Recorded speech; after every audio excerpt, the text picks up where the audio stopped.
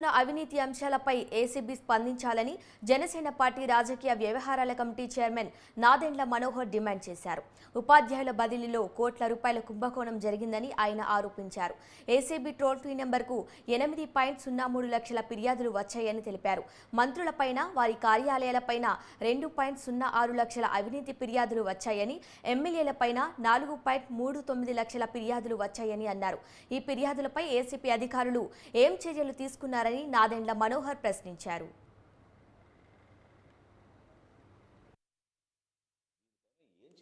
సున్నా ఏ ఒక్క కంప్లైంట్ పైన చర్యలు తీసుకు అసలు అవినీతి నిరోధక శాఖ ప్రతి సంవత్సరం ఐపీఎస్ ఆఫీసర్ గా దాన్ని హెడ్ చేస్తారు డివిజన్. ప్రతి సంవత్సరం ఒక ప్రెస్ కాన్ఫరెన్స్ ఏర్పాటు చేసి ఇన్ని కంప్లైంట్లు వచ్చి దీన్ని ఈ విధంగా మేము రిజాల్వ్ చేసాం, ఇంతమంది సస్పెండ్ చేసాం, ఇంతమంది డ్యూటీని తీసి వీళ్ళపైన చట్టపరమైన చర్యలు తీసుకున్నాం అనే వివరణ ఇవ్వాలి. కానీ జగన్మోహన్ రెడ్డి గారు ముఖ్యమంత్రి అయిన తర్వాత ఈ రోజు వరకు ఆ వివరణ ఇవ్వలేదు.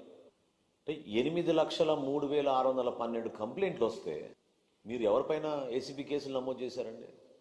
చిన్న చిన్న అధికారులు, మండల స్థాయి అధికారులు, లేదా ట్రాన్స్పోర్ట్ డిపార్ట్మెంట్ లో ఉన్న చిన్న చిన్న అధికారులు, తహసీల్దార్ ఆఫీసులో పనిచేస్తున్న వాళ్ళు, రిజిస్ట్రేషన్ ఆఫీసులో పనిచేస్తున్న వీళ్ళపైన దాడులు చేపించి ఏసీబీని ఉపయోగించారు. కానీ మంత్రులపైన, మంత్రుల పేషీలపైన, అధికార పార్టీ నాయకులపైన, వీళ్ళపైన వచ్చిన ఈ కంప్లైంట్ల గురించి ఏం చేశారు జగన్మోహన్ రెడ్డి? మీరేమో సర్టిఫికేట్ ఇచ్చుకుంటారా? రూపాయి కూడా అవినీతి జరగలేదు. కొన్ని సంఘటనలు నా దృష్టికి వచ్చినాయి, నేనే ఆశ్చర్యపోయాను. ఎందుకంటే ముఖ్యమంత్రి గారు రివ్యూ మీటింగ్ లో, ఇది రాష్ట్ర ప్రజలు చాలా గమనించాలి. అంటే దీని ద్వారా మనకు అర్థమవుతుంది ఎటువంటి పరిపాలన జరుగుతుందో మన రాష్ట్రం. ముఖ్యమంత్రి గారు అధికార రివ్యూ మీటింగ్ లో ఏసీబీ డీజీ ఎవరని అడిగారు, ఆయనే మర్చిపోయారు.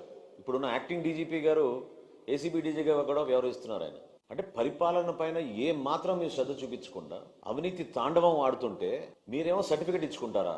దీనిపైన ఏం చర్యలు సున్నా ఏ ఒక్క కంప్లైంట్ పైన చర్యలు అసలు అవినీతి నిరోధక శాఖ ప్రతి సంవత్సరం ఐపీఎస్ ఆఫీసర్ గా దాన్ని హెడ్ చేస్తారు డివిజన్. ప్రతి సంవత్సరం ఒక ప్రెస్ కాన్ఫరెన్స్ ఏర్పాటు చేసి ఇన్ని కంప్లైంట్లు వచ్చి దీన్ని ఈ విధంగా మేము రిజాల్వ్ చేసాం, ఇంతమంది సస్పెండ్ చేసాం, ఇంతమంది డ్యూటీని తీసి వీళ్ళపైన చట్టపరమైన